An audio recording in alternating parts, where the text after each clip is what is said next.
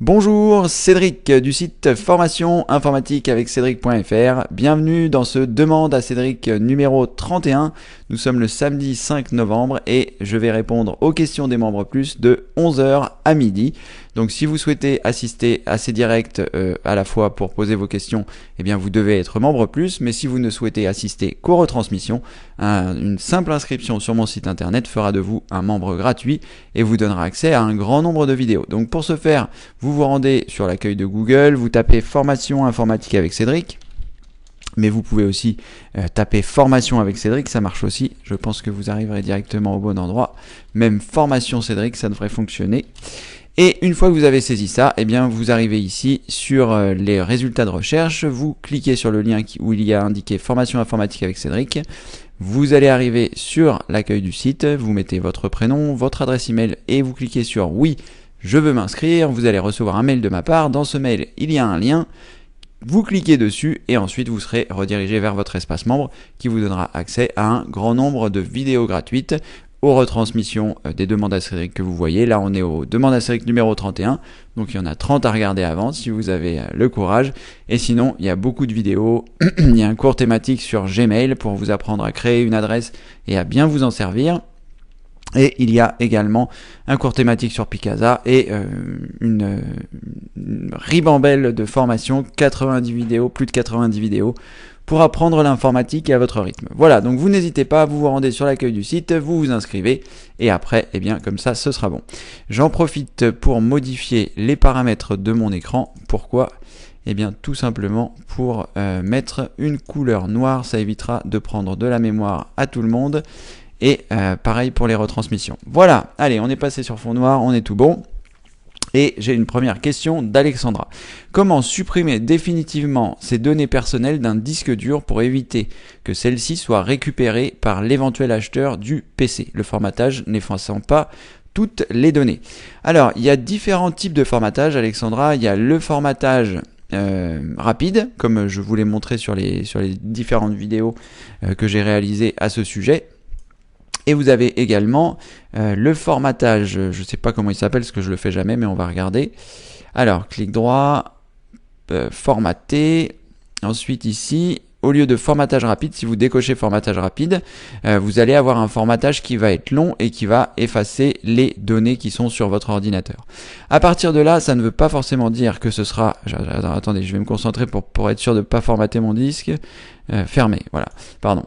Donc à partir de là, les données seront déjà beaucoup plus effacées. Si vous faites un formatage rapide, ça a pour objet d'effacer la FAT. Ce qu'on appelle la FAT, c'est la File Allocation Table, c'est-à-dire une sorte de sommaire du disque dur. Donc c'est comme si vous aviez un livre avec 1000 pages et que vous aviez un sommaire qui fait 10 pages. Eh bien, le fait de faire un formatage rapide, ça va effacer les 10 premières pages de l'index qui dit où se trouvent les informations sur les différentes 1000 pages de ce livre.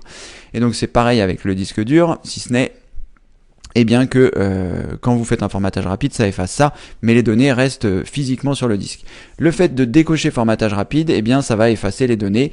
Il est vrai qu'une fois qu'on a réalisé ça, on peut encore avoir des données présentes sur le disque. Donc il y a des logiciels, et je crois que notamment il y en a un qui est fourni avec Acronis True Image. Je vais regarder si on peut le voir facilement. Acronis True Image. Et là, donc, ça s'appelle, je sais plus, Secure Erase ou quelque chose comme ça. Et ça va vous permettre, d'effacer définitivement les choses. Ça s'appelle broyeur de fichiers, destruction garantie de vos fichiers et dossiers. Donc ça, bien sûr, c'est intégré à Acronis True Image. Et comment ça se passe? Et sinon, Acronis Drive Cleaner, ça doit être plus ça, détruit de façon permanente toutes les données sur vos anciennes partitions ou disques entiers. Donc si vous avez Acronis True Image, vous pouvez faire ça, vous pouvez utiliser les choses qui se trouvent ici. Et ensuite, ça doit exister un logiciel gratuit qui permet de réaliser ces manipulations. On va regarder ensemble. Drive Cleaner, on va appeler ça Drive Cleaner. Et on va voir s'il y a des choses qui sont proposées et qui paraissent cohérentes. Donc là, moi je vais pas forcément regarder Clubic. S'il y avait un lien, comment ça marche, ça aurait été bien. C'est pas grave, on va plutôt regarder le téléchargement Zebulon, parce que Zebulon c'est un site qui est bien aussi. Et on va voir ce qu'il propose. Drive Cleaner est un programme qui permet de supprimer des résidus de pilote pouvant rester sur le disque après une désinstallation. Le pilote, donc c'est pas du tout ça. Le pilote reconnu sont nombreux, d'accord, donc là rien à voir avec ça. Est-ce que CCleaner propose de faire ça? Alors, on va faire autrement. Effacer données disque dur. Voilà. Alors, 5 applications pour effacer des données de façon sécurisée. On va regarder ce que propose ZDNet en termes de... Ou sinon, on va plutôt regarder comment ça marche. Voilà pourquoi. Là, donc, vous aurez une explication beaucoup plus poussée de ce que je vous ai indiqué tout à l'heure. Et là, alors, téléchargement pour disquette. Pour USB, CD, DVD, donc c'est pas ça. Alors, il parle pas des disques durs, ça me paraît bizarre.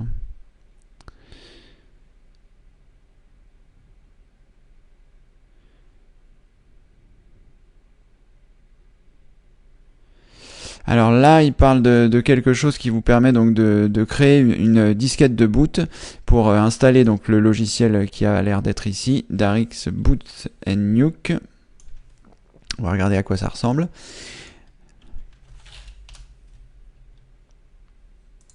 À moins que ce soit une distribution Linux à part entière. Data Wiping Software, donc ça doit être, voilà, c'est bien ce que ça veut dire. Bon, ça va me prendre un peu de temps finalement de trouver. Alors, il y avait 5 logiciels, voilà, simple à ça. Sur ZDNet, on va regarder et après on verra en fonction des logiciels. Là, il faut attendre un petit peu de pub.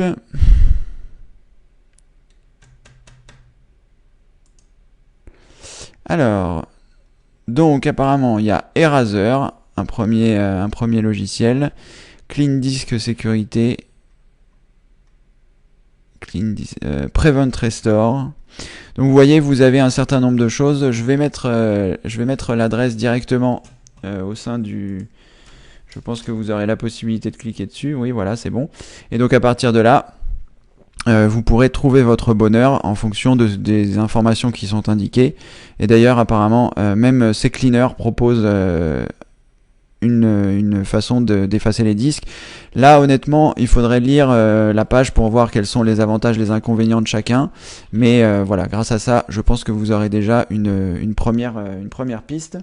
Et cela dit, c'est vraiment intéressant comme vidéo à faire. Ce serait une bonne vidéo outil qu'il faudrait que je fasse. Il ne faut pas que j'oublie ça. Bon, je pense que voilà, peut-être à la retranscription, je pourrais penser à ça. Voilà, bon, en tout cas, j'espère avoir répondu à ta question, Alexandra, que c'est suffisamment complet.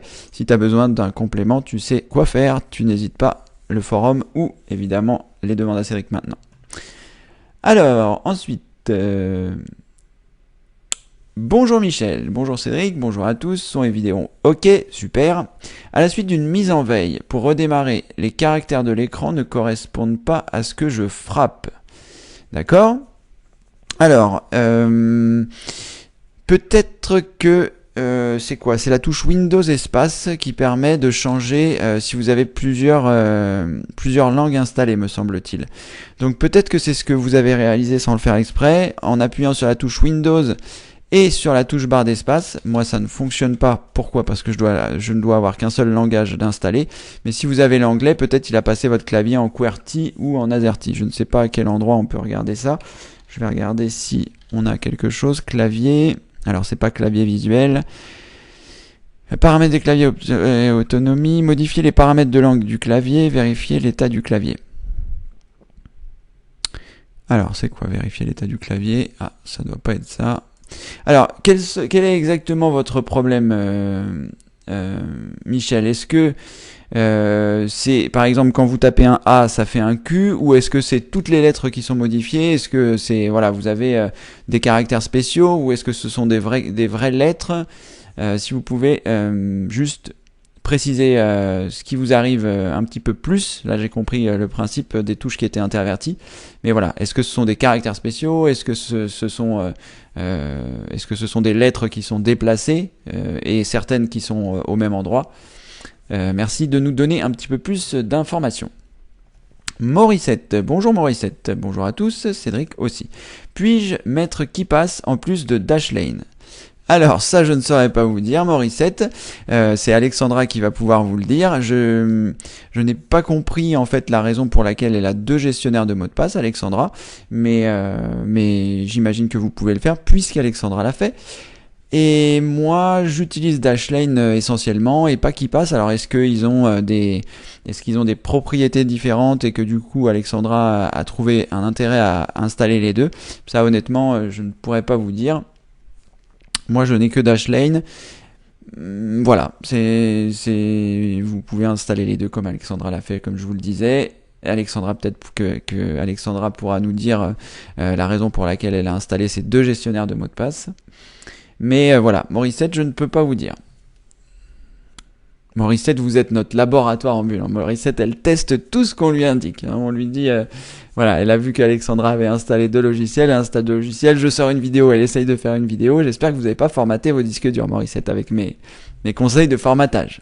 En tout cas, c'est super. Je vous taquine un peu, mais voilà, c'est vraiment super de pratiquer. C'est comme ça qu'on progresse en essayant de faire des choses. Et même si on réussit pas à les faire sur le moment parce que soit il a manqué une info, et bien le fait de pratiquer, ça vous met dans une dynamique de faire les choses.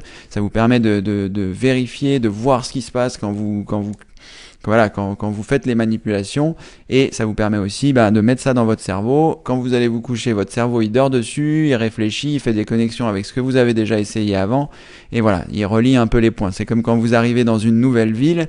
Au départ, vous allez faire des rues un petit peu au hasard, et au final, plus le temps va passer, plus le temps que vous allez arriver dans cette ville va passer, et plus vous allez relier les points et vous dire ah bah voilà, pour aller là je peux aller là, ça peut aller plus vite si je fais ça. Voilà, donc l'informatique c'est un peu pareil, vous apprenez des bribes de choses un petit peu à droite à gauche par l'intermédiaire des vidéos que je réalise, par l'intermédiaire des vidéos outils que je réalise. Je vous donne certains outils pour faire telle ou telle chose, et au final le fait de pratiquer, le fait de mettre tout ça en place, ça vous permet de créer une sorte de réseau d'outils et de choses qui vont vous permettre finalement de comprendre comment fonctionne globalement l'informatique. Donc c'est bien de pratiquer, Morissette. Souvent je vous taquine en vous disant attention, ne faites pas forcément tout ce que je fais, mais au final c'est vraiment bien de pratiquer, c'est vraiment bien d'essayer, c'est vraiment bien d'être curieux en informatique. Et grâce au pilier numéro 2 sur les recherches efficaces, si vous êtes curieux et que vous savez comment rechercher, en théorie vous n'aurez même plus besoin de moi, vous pourrez trouver tout ce dont vous avez besoin sur internet. Voilà, Morissette, peut-être qu'Alexandra nous donnera une petite précision. Alex, bonjour Cédric, et à tout présent. Lucien est parmi nous aujourd'hui aussi. Bonjour Lucien, bonjour Cédric et bonjour à toutes et tous. Ouf, juste à temps pour le direct, parfait, vous n'êtes pas en retard Lucien, il est 11h09 et nous n'avons pas commencé depuis longtemps.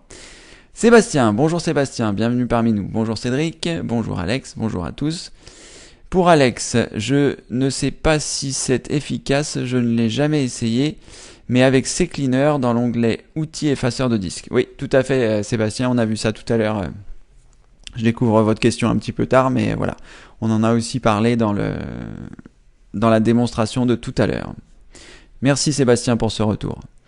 Alors oui, je l'avais vu, l'effaceur de disque de CCleaner était efficace, merci Sébastien. Je ne sais pas ce qu'en pense Cédric.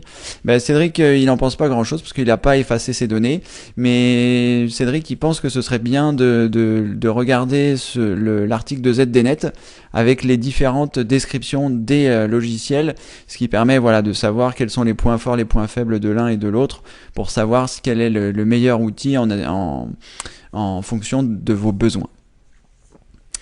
Voilà.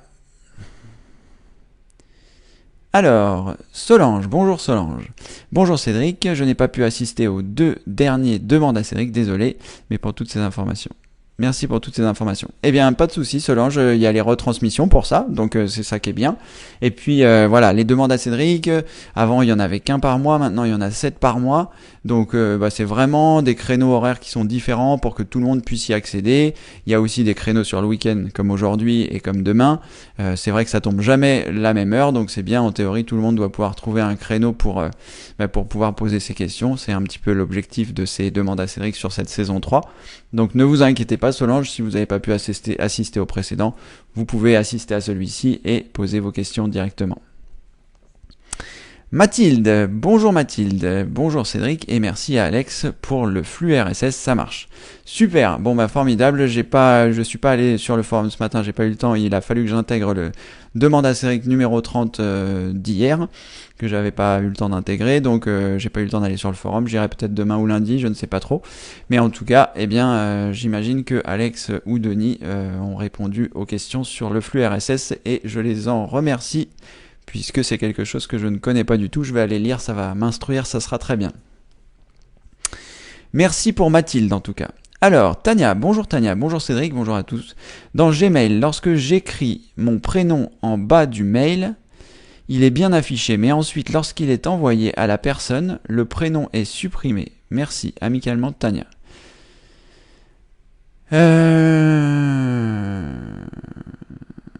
C'est très étrange comme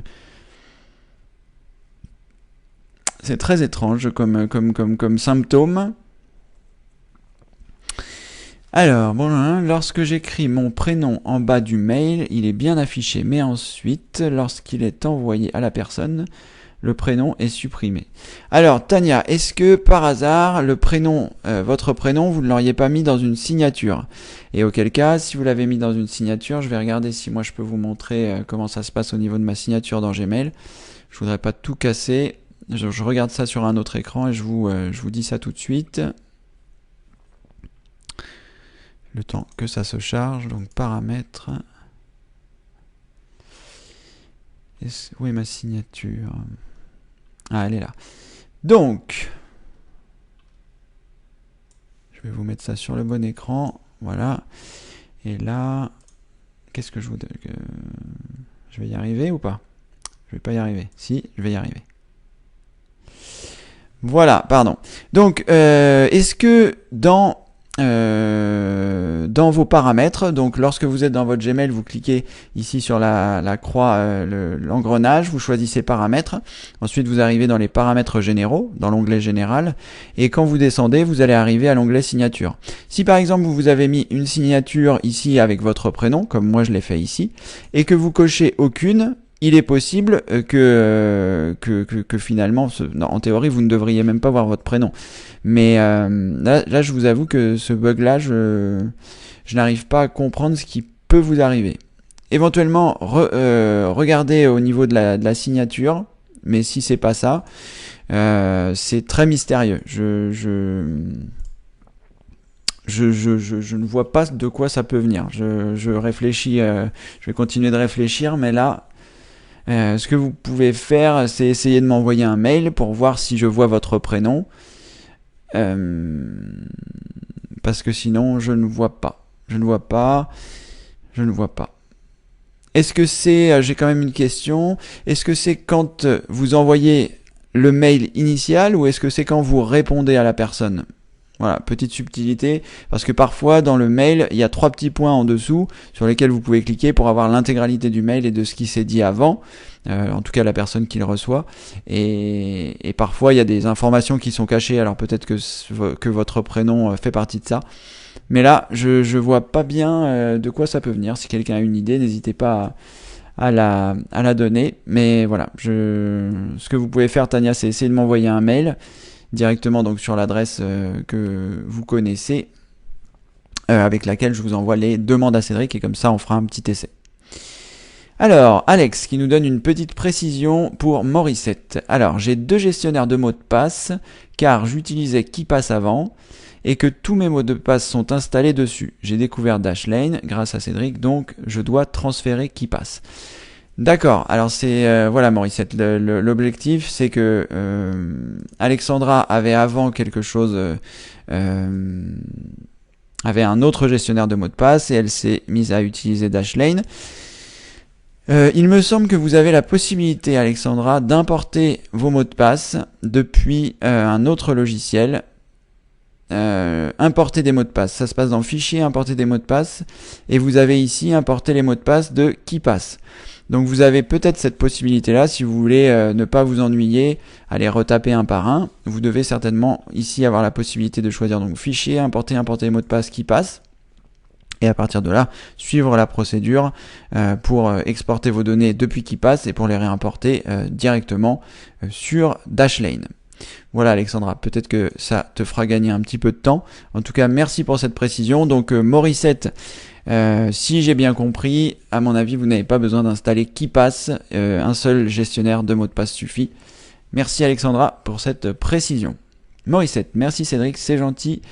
Je vais me faire appeler comme ça maintenant. À plus. Vers Dashlane. De rien Mathilde, d'accord. Est-ce que j'ai raté une question de Mathilde? Parce que je vois pas. Bon. En tout cas, pour l'instant, ça a l'air d'être bon. Alors, Michel, merci. Tout est redevenu normal après un redémarrage. Je pense que votre explication était juste. De ma part, propos, langue, apprentissage, pas terminé. Bah, Michel, on est tous là pour apprendre, hein, ne vous inquiétez pas, il n'y a aucun souci. Donc pour les personnes à qui ça arriverait, des soucis de clavier, vous pouvez essayer d'appuyer sur la touche Windows et ensuite d'appuyer sur la touche Espace. Et si vous avez plusieurs langues d'installer, vous allez voir normalement, moi j'ai qu'une seule langue installée, donc on ne peut pas voir les choses défiler.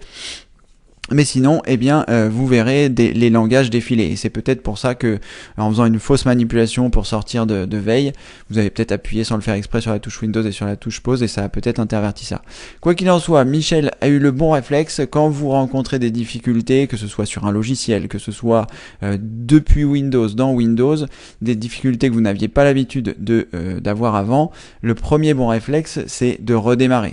Vous avez bien fait Michel, c'est ce que je conseille à tout le monde. Dès que vous avez un souci, vous essayez de redémarrer votre ordinateur pour voir si ça va corriger votre problème. Par exemple, j'utilise un logiciel pour faire le montage de mes vidéos qui est un petit peu ancien, qui s'appelle Camtasia. Je l'ai en deux versions, j'ai la version 7 et j'ai la version 8, et je ne sais pas pourquoi je préfère la version 7, mais la version 7 marche beaucoup moins bien sur Windows 10 que la version 8. Et donc je continue d'utiliser cette fameuse version 7, et souvent j'ai des bugs à l'écran, c'est-à-dire soudain ça s'arrête, j'ai un écran noir au lieu d'avoir l'écran de la vidéo, et je ferme le logiciel, je redémarre mon ordinateur, je redémarre le logiciel et ça se remet à fonctionner. Donc voilà, si vous avez des bugs, la première chose à faire pour les corriger, c'est de redémarrer votre ordinateur. Voilà, ça permet de vider les choses qui étaient en mémoire, ça permet de faire un certain nombre d'opérations de nettoyage qui sont parfois salvateurs pour résoudre le problème que vous rencontrez. Voilà, Michel. En tout cas, très bon réflexe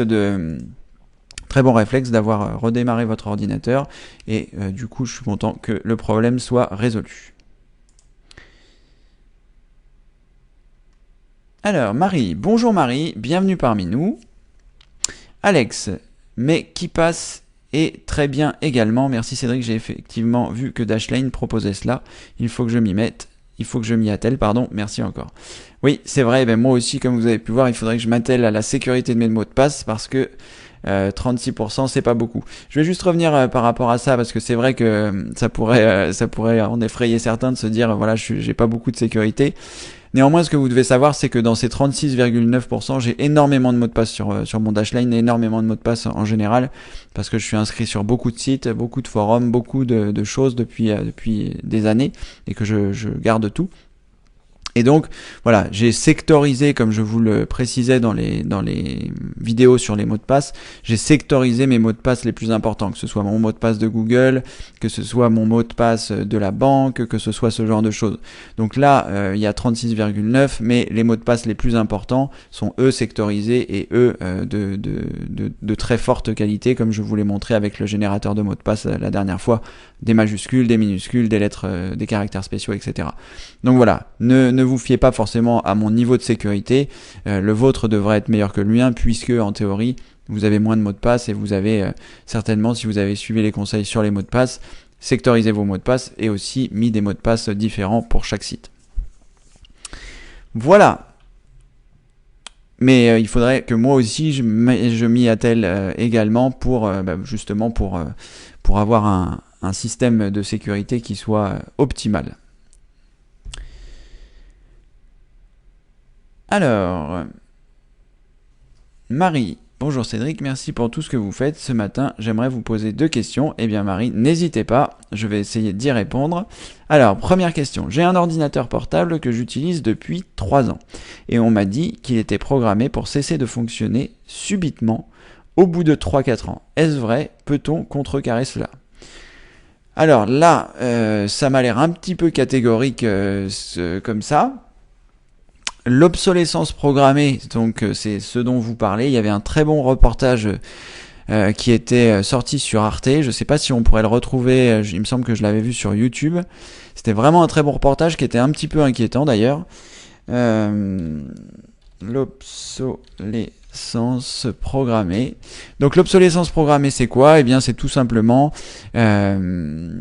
les industriels qui demandent à leurs ingénieurs de dire bon bah voilà, ce produit doit marcher pendant tant de temps.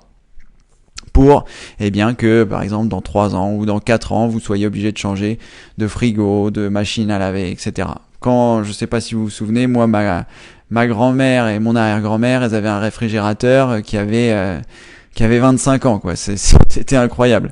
Aujourd'hui, un réfrigérateur, s'il fait 5 ans, 6 ans, c'est qu'il est déjà bien en place. Donc voilà, l'obsolescence programmée, malheureusement, ça existe. Après, d'être aussi catégorique par rapport à un ordinateur 3-4 ans, il y a malheureusement pas grand chose à faire, sauf ce que vous pouvez faire éventuellement, c'est rechercher par exemple l'obsolescence programmée avec la marque de votre modèle et voir s'il y a des choses qui ressortent dessus. Mais je pense pas que ce soit possible, mais vu que si les ingénieurs à la base de la conception ont fait en sorte que votre appareil tombe en panne à telle ou telle période, j'imagine qu'ils savent comment faire. Et voilà. Donc malheureusement, si ça a été fait, il n'y a pas grand chose à faire, sauf si vous trouvez quelqu'un qui a vraiment eu ce problème et qui s'y est attelé. Moi, dans le reportage dont il parlait, il s'agissait d'une imprimante qui a été en obsolescence programmée, et avec un petit programme, vous pouviez remettre à zéro ce compteur justement d'obsolescence programmée. Et voilà. Donc quand j'ai vu ce reportage, j'étais un petit peu scandalisé. Je me disais que c'était pas possible que ce soit comme ça, et au final, on s'aperçoit que malheureusement, c'est comme ça que le monde fonctionne. Et c'était un constat assez affligeant d'ailleurs. Je sais pas si c'est ce reportage-là. Non. Enfin, c'était vraiment très intéressant. Il parlait d'une ampoule qui durait depuis 100 ans, je sais plus où, et que... Ah, ça doit être là. Il parle de l'imprimante. Je sais pas si vous entendez le son. Bon voilà, je vais vous le mettre en lien si vous avez l'occasion de regarder. Je sais pas si c'est précisément celui-ci, mais en tout cas voilà, c'est pour votre ordinateur. Si ça a été vraiment programmé, ça m'étonnerait que vous trouviez quelque chose sur internet par rapport à ce modèle spécifique, mais vous pouvez malgré tout chercher, ça ne coûte rien. Et ensuite, quoi qu'il en soit, vous devez faire des sauvegardes, que l'obsolescence programmée soit là ou pas, et puis après, vous verrez. Moi, j'ai acheté un ordinateur Dell il y a très longtemps et il fonctionne encore. Donc bon, je saurais pas vous dire vraiment si ça s'est implémenté. Ça me paraît tellement incroyable comme chose à croire. Ça fait un peu partie des théories du complot pour moi. Mais bon, voilà, c'est... Le reportage était assez bien fait. Je sais pas si c'est celui-ci. Donc j'ai pas vraiment de réponse à vous donner, Mathilde, si ce n'est de chercher avec votre modèle pour voir. Et sinon, il n'y a pas grand-chose à faire si c'est programmé. Profitez-en, c'est tout ce que je peux vous dire. Et puis peut-être que dans 1 an ou 2, vous pourrez nous dire finalement l'obsolescence programmée n'a pas fonctionné sur mon modèle, ou peut-être que c'était quelqu'un qui vous a dit ça comme ça. Voilà. Difficile d'être catégorique avec ce genre de choses. Alors, deuxième question. Peut-on convertir des DVD en MP4 gratuitement ? Je pense que oui. Alors, on va partir du principe que c'est un DVD que vous avez fait en famille, parce que évidemment c'est interdit sinon de transformer des DVD en MP4. Quoique ce n'est peut-être pas interdit si vous avez acheté le DVD et que vous souhaitez le mettre en MP4 pour le regarder sur votre ordinateur par exemple qui n'a plus de lecteur CD, puisque la plupart des ordinateurs n'ont plus de lecteur CD. Donc il y a un logiciel qui s'appelle DVD Shrink qui permet de convertir un DVD en fichier. Alors je sais pas s'il le fait en fichier MP4. Il était gratuit à l'époque, je sais pas si c'est encore le cas. Et grâce à ce logiciel, je ne sais pas si on va pouvoir voir des captures d'écran. Je ne sais pas pourquoi je ne peux pas cliquer. On va regarder plutôt donc sur le Google Images. Donc faites attention hein, quand vous allez l'installer. Je ne sais pas s'il est gratuit à nouveau, s'il installe des logiciels malveillants. Quoi qu'il en soit, donc vous avez une interface qui ressemble à celle-ci. Donc vous mettez votre DVD dans votre lecteur de DVD et à partir de là, il va vous permettre de le convertir dans un format, je ne sais plus quel format était disponible, mais je suppose que s'il a évolué, désormais il doit proposer le MP4 et ça vous permettait de transformer un DVD complet en un seul fichier. Donc vous avez soit la possibilité de le réduire, parce que les DVD les DVD du commerce font en général 9 Go, et donc voilà, c'était pour pouvoir le mettre sur un DVD qui ne fait que 4 Go 5, parce qu'à l'époque les DVD de 9 Go étaient très chers, donc voilà. Je répète qu'il s'agit de DVD que vous possédez et si vous le mettez en fichier MP4, il faut que ce soit considéré comme une sauvegarde et non pas voilà, comme du piratage sinon. Voilà, j'espère avoir répondu à votre question. Vous pouvez regarder deux côtés de DVD Shrink et voir un petit peu. Alors faites attention, hein, comme je vous disais, quand vous allez l'installer, s'il est toujours gratuit, faites attention de ne pas récupérer, voilà. Alors, DVD convert shrink DVD to a better size to, voilà, AVI MP4. Voilà, bah voilà, vous pourrez le transformer en MP4, c'est écrit à cet endroit. Voilà, Marie, j'espère que mes réponses vous auront satisfaites. Si vous avez besoin de précision, vous n'hésitez pas, vous continuez de poser vos questions. Je vais fermer un petit peu les choses pour qu'on n'ait pas de soucis avec la mémoire. Voilà. Peut-être vous n'avez pas vu grand chose parce que si ça a l'air d'être bon, je suis sur le bon écran. Alors, oula. Tania, justement, je vous ai envoyé un mail ce matin pour vous remercier avec l'option téléchargement avec comme signature Tania et la signature n'apparaît pas. Ah, est-ce que la signature n'apparaît pas? Je vais vérifier ça tout de suite. Je vais reprendre le mail que vous m'avez envoyé. Et comme ça, ça va permettre, je ne vais pas forcément le montrer à tout le monde. À quel endroit vous me l'avez envoyé? Ça doit être ici. Le temps que ça arrive. Ah bah voilà, vous m'avez à nouveau envoyé un Moi je vois votre mail, Tania, je vois votre signature. Donc je ne sais pas pourquoi vous ne la voyez pas, mais moi, là je viens d'ouvrir votre message. Je vais regarder. Bon, il n'a pas l'air très secret. Je vais donc le partager si ça ne vous ennuie pas, pour que vous puissiez voir en fait que voilà. Vous voyez, donc là je viens d'ouvrir votre message et j'ai bien la signature qui se trouve ici. Et on s'aperçoit ici qu'elle est en gris, votre signature.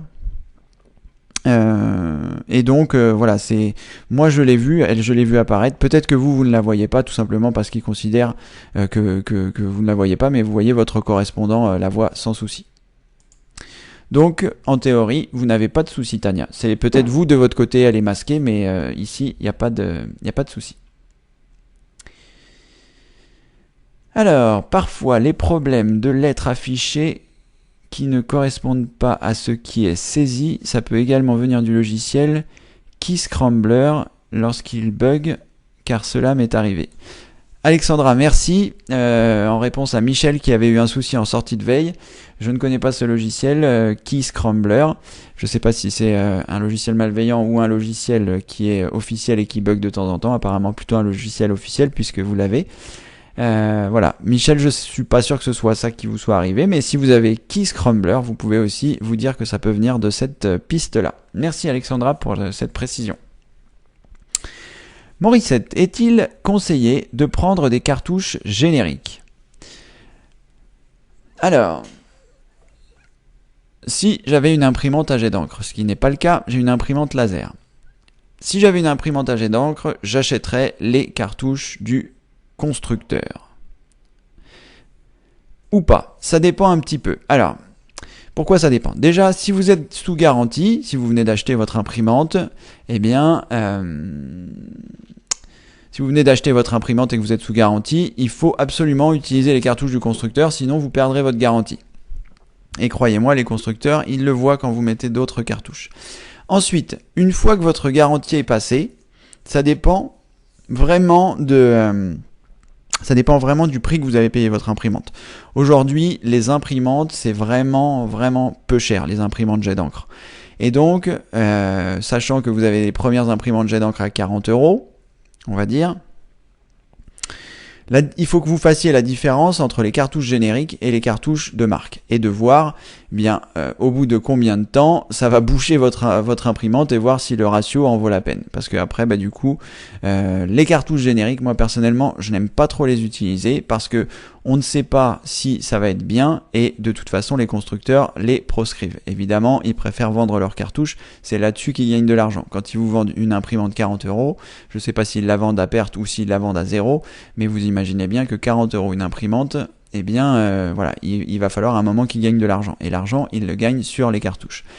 Pour les cartouches génériques, il y a tellement de gens qui proposent, que ce soit des rechargements de cartouches, que ce soit des cartouches génériques, que ce soit des cartouches génériques de toutes les marques. C'est impossible de vous dire si telle ou telle marque va fonctionner, si telle ou telle marque est bonne. Et donc du coup, dans le doute, s'abstenir. Dans ce cas-là, il vaut mieux utiliser les cartouches d'origine.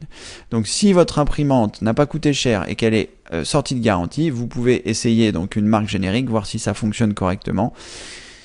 Et voir si vous gagnez vraiment de l'argent. Faites le calcul entre le prix de la cartouche neuve de marque et le prix de la cartouche neuve générique. Vous faites la différence entre les deux.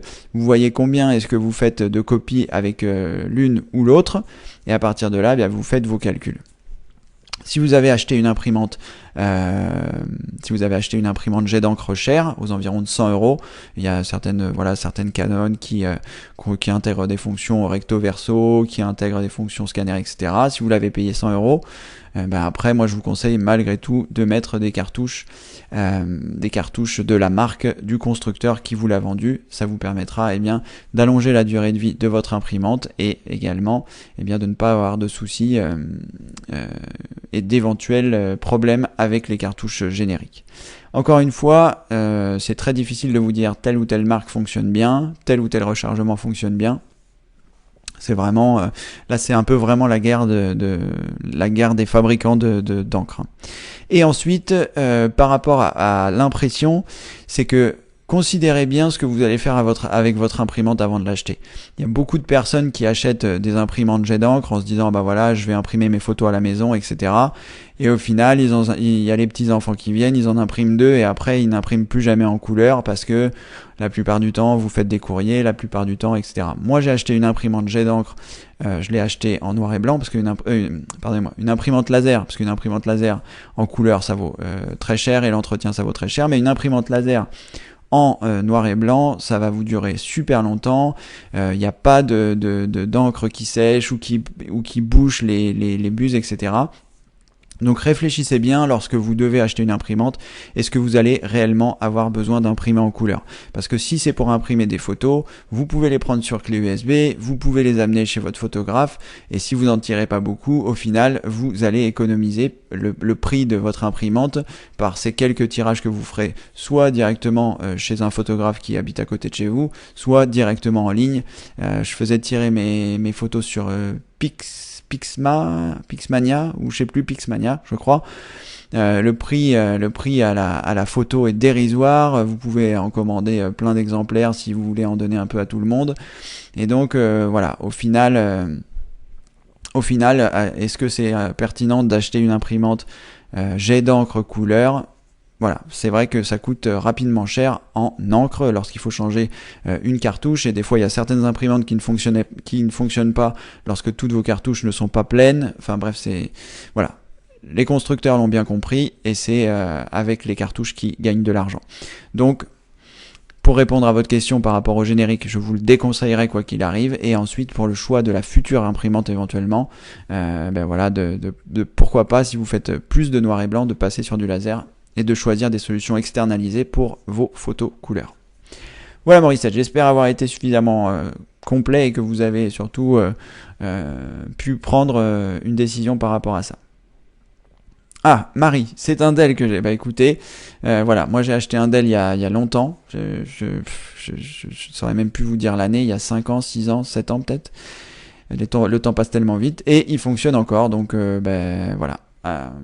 À suivre, voir si ça va continuer de fonctionner. Lynn, bonjour Lynn. Je ne sais pas supprimer les libellés qui apparaissent sur le côté à gauche de ma boîte mail. Alors, on va regarder ça, Lynn, ensemble. On va regarder ça. Je vais essayer de me connecter sur une adresse. Est-ce que j'ai une adresse qui serait disponible ici avec des libellés? On va regarder ça. Alors, je vais me rendre sur Google. Est-ce que j'ai un Gmail de connecté? On va voir ça. Oui, formidable. Pas besoin de le faire. Alors, est-ce que j'ai des libellés sur le côté? Oui, mais on va quand même en créer un nouveau pour pouvoir le supprimer. Donc sur le côté ici, vous avez ce que l'on appelle des libellés pour les personnes qui ne connaissent pas. Et pour les personnes qui ne connaissent pas, vous regardez surtout la formation sur Gmail. J'explique ce que c'est que les libellés. Donc les libellés, ce sont des sortes de dossiers. Pas tout à fait des dossiers parce qu'en fait ça crée quelque chose ici sur le côté, mais c'est pas tout à fait un dossier. C'est un libellé que vous allez appliquer à un mail et en fonction de ce que vous lui aurez demandé, soit de le déplacer, soit de lui appliquer le libellé, eh bien il sera rangé dans ce même libellé. C'est des sortes de filtres à accès rapide. Donc comment on va faire? Eh bien je vais par exemple prendre celui-ci. Et je vais lui appliquer un nouveau libellé pour que on n'ait pas de souci. Donc je choisis ici déplacer vers, mais je pourrais très bien lui appliquer un libellé. C'est comme je le souhaite. Si je fais ici libellé, ça va lui appliquer un libellé et ça va le laisser dans la boîte de réception. Si je choisis déplacer vers, eh bien là, je vais créer un nouveau libellé. Voilà. Et à partir de là, eh bien ça va me créer un libellé et ça va le faire disparaître de la boîte de réception. Donc si par exemple ici je l'appelle Toto, je ne vais pas l'imbriquer. Sachez que vous pouvez imbriquer des libellés dans d'autres libellés. C'est l'équivalent des dossiers et des sous-dossiers. Donc là, je vais le laisser en premier plan. Et je vais choisir créer. Donc qu'est-ce qu'il a fait? Il m'a créé un libellé Toto sur le côté, ici, dans lequel se trouve le mail à qui j'ai appliqué ce fameux libellé Toto, que vous pouvez voir ici, le libellé Toto. Donc, vous me dites que vous n'arrivez pas à supprimer les libellés, donc vous avez deux possibilités pour supprimer un libellé. Soit vous supprimez ici Toto, et ça va supprimer le libellé de ce mail en question. Ou alors, si vous voulez supprimer Toto, il faut d'abord que vous vous assuriez, donc en cliquant sur Toto et en regardant les mails qui sont dedans, parce que lorsque vous allez supprimer le libellé Toto, je ne sais pas si ça va pas supprimer tous les mails qui sont dedans. On va essayer puisqu'on est là ensemble. Donc, ici, pour résumer, j'avais dans ma boîte de réception un message, je l'ai déplacé dans un nouveau libellé que j'ai appelé Toto. Donc pour voir le contenu de Toto, je clique sur Toto. Ici, donc j'ai bien le mail qui était dans ma boîte de réception. Et là, si je veux supprimer mon libellé qui se trouve ici, je clique là.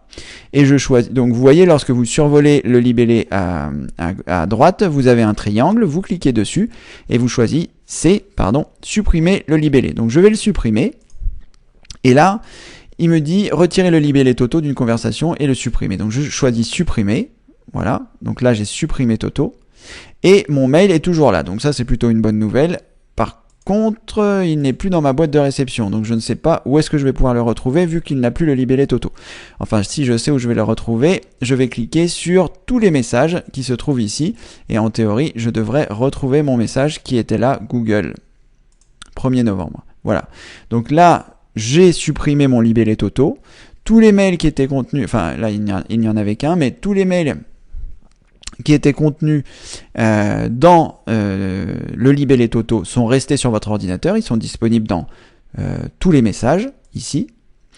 Et à partir de là, eh bien, vous avez supprimé votre libellé Toto. Rien ne vous empêche de resélectionner le message et soit de le remettre dans la boîte de réception en cliquant ici sur placer dans la boîte de réception.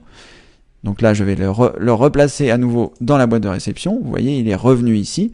Et là, rien ne m'empêche de lui attribuer un nouveau libellé en cliquant soit déplacer vers, soit appliquer un libellé.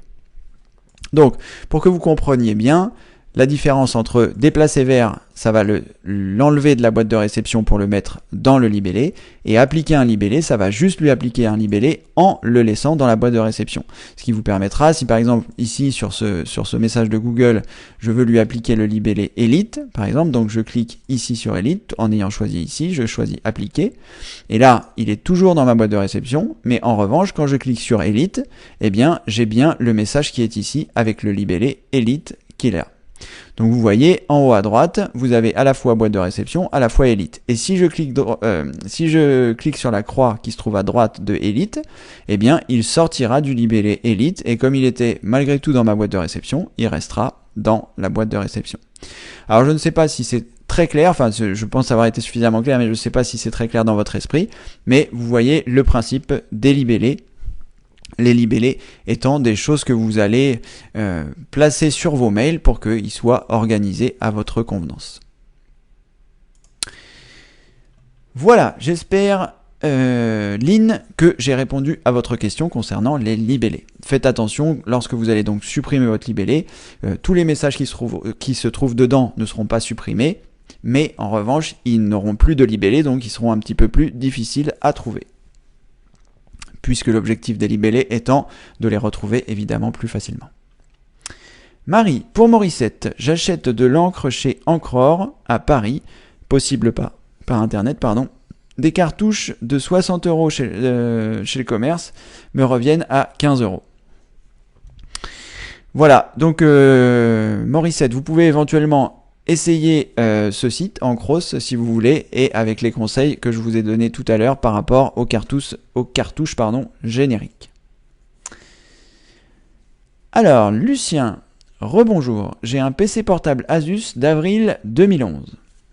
D'accord, Lucien. Avril 2011, donc je suppose que c'est par rapport au mail de Marie. 2011, on est en 2016, 5 ans pour votre ordinateur portable, c'est parfait.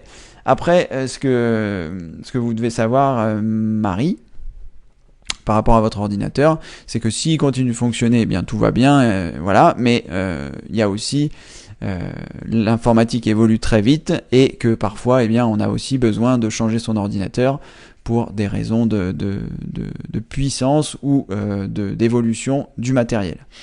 C'est vrai que moi, mon ordinateur personnel que j'ai ici, j'ai changé ma carte graphique récemment, je vous en ai déjà parlé, et puis je vais faire une vidéo sur le sujet qui explique comment changer sa carte graphique. Donc j'ai changé ma carte graphique, mais par exemple mon processeur, ça fait 4 ans que je l'ai, 5 ans que je l'ai, et il continue de fonctionner, il continue d'être là, ma carte mère c'est pareil, ma mémoire c'est pareil, donc on n'est pas obligé tout le temps de faire évoluer les choses. C'est vrai qu'il y a 4-5 ans j'ai mis cher dans mon processeur, je me demande si c'est pas 500 € que j'avais mis dedans, qui peut être pour certaines personnes le prix d'un ordinateur, mais voilà, 5 ans plus tard, il fonctionne encore très bien, il est encore très puissant pour l'utilisation que j'en ai, donc voilà, je fais évoluer les choses, et l'avantage avec une tour par rapport à un PC portable, eh bien c'est qu'on peut faire évoluer les composants sans forcément être obligé de tout changer. Voilà, merci Lucien pour cette info. Portable Asus de 2011, j'imagine qu'il continue de fonctionner. 2011, 2015, ça fait 5 ans, c'est bien pour un ordinateur portable. C'est vrai qu'il y a aussi quelque chose que vous devez prendre en considération sur un ordinateur portable, et d'ailleurs aussi sur un ordinateur fixe, c'est que l'entretien que vous allez lui prodiguer fera en sorte qu'il dure plus longtemps aussi. Si vous faites à la poussière, si vous faites attention quand vous l'éteignez, quand vous l'allumez, quand vous le transportez. Sachez qu'un ordinateur portable, c'est quelque chose qu'on peut évidemment transporter, comme son nom l'indique, mais que voilà, les composants qui sont à l'intérieur, ça reste des composants électroniques. Il faut faire attention quand vous le posez, il faut faire attention quand vous le déplacez, il faut faire attention de ne pas le choquer, etc. Donc il peut y avoir des composants fragiles et que, en fonction de l'utilisation que vous allez en avoir, ça peut également prématurément faire en sorte bien qu'il ne fonctionne plus. Notamment sur les ordinateurs portables, quand eh bien la poussière commence à s'accumuler au niveau du radiateur, comme je vous l'avais déjà montré, je vais vous le remontrer puisqu'on n'a pas trop d'autres questions et qu'on peut un peu prendre notre temps. La poussière, quand vous avez un ordinateur depuis longtemps et que vous entendez qu'il souffle beaucoup, poussière, radiateur, ordinateur, portable. Je vais essayer de trouver une illustration qui pourrait bien très bien. Il y en a plein. Donc par exemple ici, quoique celle-ci est petite, je vais essayer d'en trouver une plus grande. Il y a des choses qui font peur, hein, malgré tout. Cela dit, on en rit, mais avec mes nombreuses années de dépannage informatique et de choses, j'ai vu certaines choses qui étaient assez incroyables. Par exemple, ça, vous voyez, ça m'est déjà arrivé de voir ça. Hein. Des toiles d'araignée, des bêtes à l'intérieur de l'ordinateur. C'est rustique parfois. Donc tout ça pour vous dire que un nettoyage fréquent de l'ordinateur vous permettra aussi d'augmenter sa durée de vie. Et bien tout simplement parce que les ventilateurs n'auront pas à souffler à des vitesses anormalement élevées pour refroidir le processeur ou la carte graphique, et que voilà, je vais trouver l'image que je voulais vous montrer. Et que voilà, donc c'est important aussi de bien l'entretenir pour augmenter sa durée de vie. Donc là, par exemple, c'est un ordinateur portable qui, vous voyez ici, ça c'est le circuit de refroidissement, donc qui est souvent du processeur et de la carte graphique. Et là, lorsqu'il y a trop de poussière, ça se trouve à l'intérieur. Vous voyez, l'air ne peut plus être extrait puisque la barrière de poussière qui se trouve ici va complètement empêcher l'air de sortir. Donc votre ventilateur va tourner en permanence en soufflant rapidement, et votre air sera moins bien extrait. Donc dans les deux cas, ça va fatiguer la vitesse, le ventilateur qui va anormalement tourner trop vite, et ça va également laisser la chaleur au sein de l'ordinateur et faire chauffer les composants. On sait que la chaleur, la poussière et tout ça, c'est pas super compatible avec l'informatique. Donc, si vous vous apercevez que votre ordinateur souffle en permanence des choses, que votre ventilateur est tout le temps allumé au bout de 10 minutes que vous l'avez allumé, peut-être que vous avez des difficultés d'extraction d'air avec ces barrières de poussière. Et là, dans ce cas-là, il faut, dans certains cas, vous avez de la chance et ces radiateurs sont facilement accessibles. Dans d'autres cas, il faut démonter un certain nombre de pièces de l'ordinateur. Ça devient un peu plus compliqué. Et là, il faut confier cette tâche à un spécialiste qui va démonter, remonter, démonter, enlever la poussière et remonter. Et vous repartez après pour 3-4 ans, peut-être, tout dépend du niveau de poussière que vous avez chez vous, évidemment. Voilà. Alors, plus de questions pour l'instant, je vais attendre un peu, il est 11h47, je vais en profiter pour boire un petit verre d'eau à votre santé. Voilà, donc ce qui est important, c'est que vous puissiez nettoyer votre ordinateur. J'ai préparé, moi j'ai pris ma douche avec mon ordinateur, non pas du tout. J'ai nettoyé mon ordinateur quand j'ai changé ma carte graphique. Ça a été l'occasion pour moi de le dépoussiérer. J'ai fait une vidéo sur le sujet. Elle n'est pas encore sortie, je l'ai tournée, mais il faut que je la monte. Donc elle apparaîtra sûrement dans les vidéos outils. Comment nettoyer votre ordinateur. Donc là, je l'ai fait sur un ordinateur fixe, puisque sur un ordinateur portable, c'est vraiment spécifique pour atteindre ce circuit de refroidissement. Donc ces vidéos-là vont arriver, vous pourrez voir un petit peu comment ça se passe.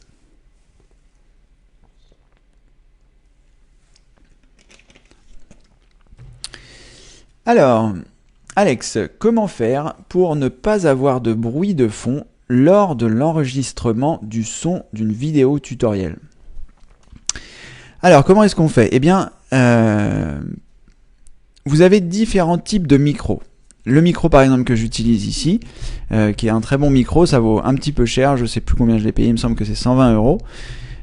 C'est vrai qu'on va pas forcément investir ce prix-là dans un micro, alors que voilà, on fait un tuto par an, ou même 2, ou même 5. Après, moi j'en fais beaucoup et j'essaye d'augmenter la qualité de mes vidéos et surtout du son, parce que c'est vraiment quelque chose d'important, je trouve. Quand on regarde une vidéo, l'image peut être de moins bonne qualité, mais dès lors où le son est de mauvaise qualité, voilà, c'est tout de suite pénible de regarder ce type de tutoriel.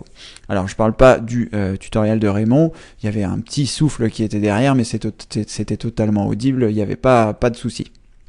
Donc comment on fait? Il faut un micro qui va vous permettre de capturer le son qui sort uniquement de votre bouche. Donc ça, il y a, je ne sais plus quel est le type de micro. On pourra regarder éventuellement sur, on va regarder sur internet.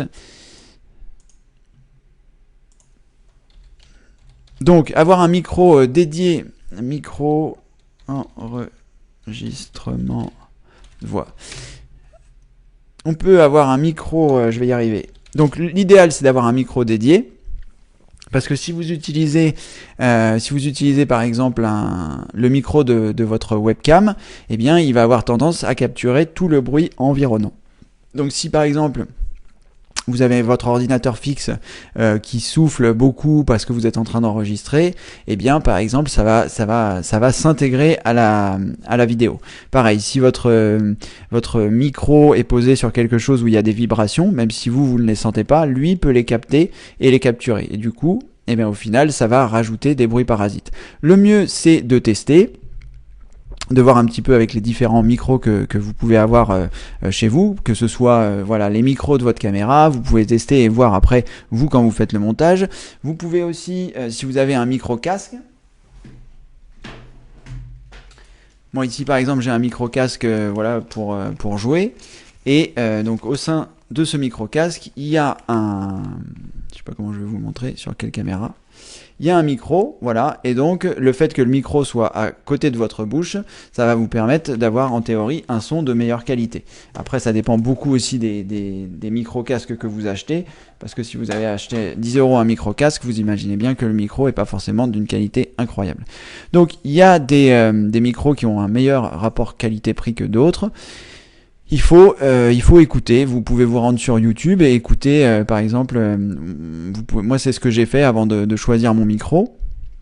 Je suis allé sur YouTube et j'ai cherché, je vais mettre une pause, micro tuto vidéo par exemple. Je sais pas si on va trouver quelque chose.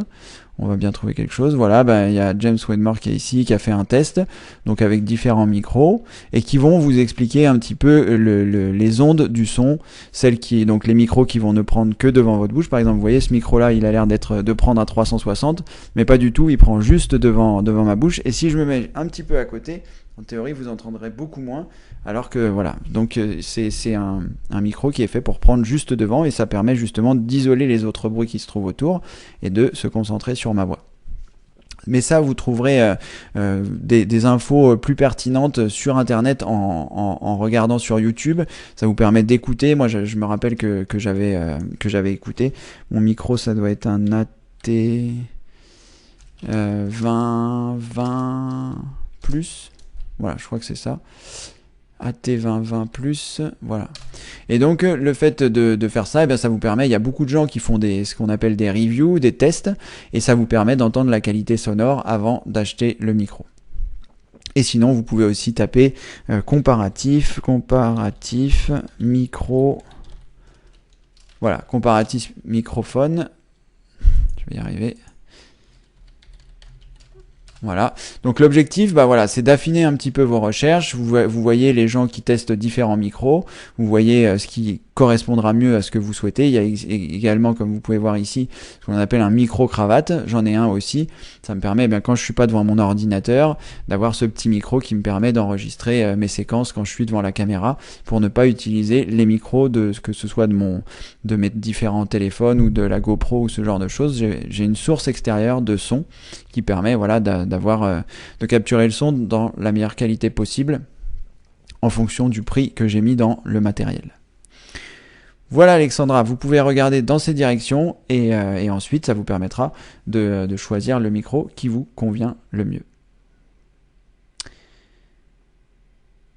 Après, il existe également des logiciels, je suis en train de penser à ça, comme Audacity par exemple, qui vous permet de modifier un peu le son, de supprimer certains bruits parasites.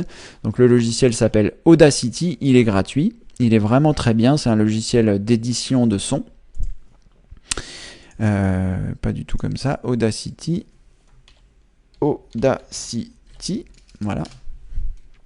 Vous pouvez le récupérer sur audacity.fr. Et à partir de là, eh bien voilà, c'est un logiciel qui a l'air rudimentaire, mais avec lequel vous allez pouvoir faire énormément de retouches son. Après, vous trouverez des tutoriaux sur YouTube pour vous en servir. Moi, c'est vrai que je m'en sers de façon basique, essentiellement pour capturer le son de temps en temps quand je le fais pas avec le logiciel d'enregistrement que vous voyez ici. Voilà Alexandra, j'espère avoir été suffisamment précis. Et après, je suis en train de réfléchir à quel Qu'est-ce qui pourrait être bien comme micro pas trop cher et quand même efficace? Le Blue Yeti, il me semble qu'il a été bien noté. Et l'avantage du Blue Yeti, on va regarder si c'est bien celui-là. Ce qui serait bien, ce serait que je l'orthographie bien. Blue Yeti, voilà. Donc vous avez différents modèles. Ah oui, il est quand même à 100 €. Et là, donc, ce micro-là a l'avantage de vous permettre de choisir quel type de son vous avez. Soit ça vient de devant, soit ça capture tout, soit voilà, c'est vraiment un bon micro. La qualité est bien, on dirait. Moi, c'est vrai que j'aime bien, j'ai beaucoup aimé le mien. J'ai fait des tests, j'ai écouté des tests sur YouTube et j'ai trouvé qu'il était vraiment clair et voilà. Il a ses inconvénients et notamment le fait que il va prendre que devant et j'ai pas le choix de prendre si je veux autre chose. Si par exemple je voulais faire une interview de quelqu'un, le poser sur une table et qu'il puisse enregistrer à la fois devant derrière pour que on puisse tous les deux avoir la voix. Voilà. Bon, vous trouverez certainement celui qui vous convient le mieux, Alexandra. Oui, le son est vraiment de qualité. Merci Alexandra, je suis content. Après, des fois, quand je fais des exports de vidéos, le codec du son dégrade un peu le son de la vidéo. Donc ça, malheureusement, enfin si je pourrais y faire, il faudrait que je trouve des codecs qui détruisent moins le son. Mais voilà, c'est vrai que sinon je suis vraiment content de ce son et c'est la raison pour laquelle j'ai investi un peu d'argent parce que je me suis dit que voilà, c'est très important. Tout au début, je faisais mes enregistrements avec mon casque, mon micro casque, pas celui-ci mais un autre, pour enregistrer mes tutos et quelqu'un m'avait dit que le son était pas assez fort et que le son voilà, et c'est vrai que la qualité avait rien à voir, donc j'ai attendu un peu de mettre des sous de côté et je me suis acheté ce micro puisque évidemment j'avais l'objectif de faire de plus en plus de tutos et que je voulais qu'il soit le mieux possible pour les personnes qui me suivraient et j'ai trouvé que ce micro était vraiment bien. Voilà, et bien je crois qu'on va arrêter pour aujourd'hui puisqu'il n'y a plus vraiment de questions. On va se retrouver demain dimanche. Alors demain dimanche nous serons le 6 et je crois que c'est de 10 à 11. Donc on se retrouve demain à 10h pour les personnes les plus motivées de se lever un dimanche à 10h. Et puis en attendant, je vous souhaite un bon samedi et je vous dis à demain. Merci d'avoir suivi ce Demande à Cédric. À bientôt. Au revoir.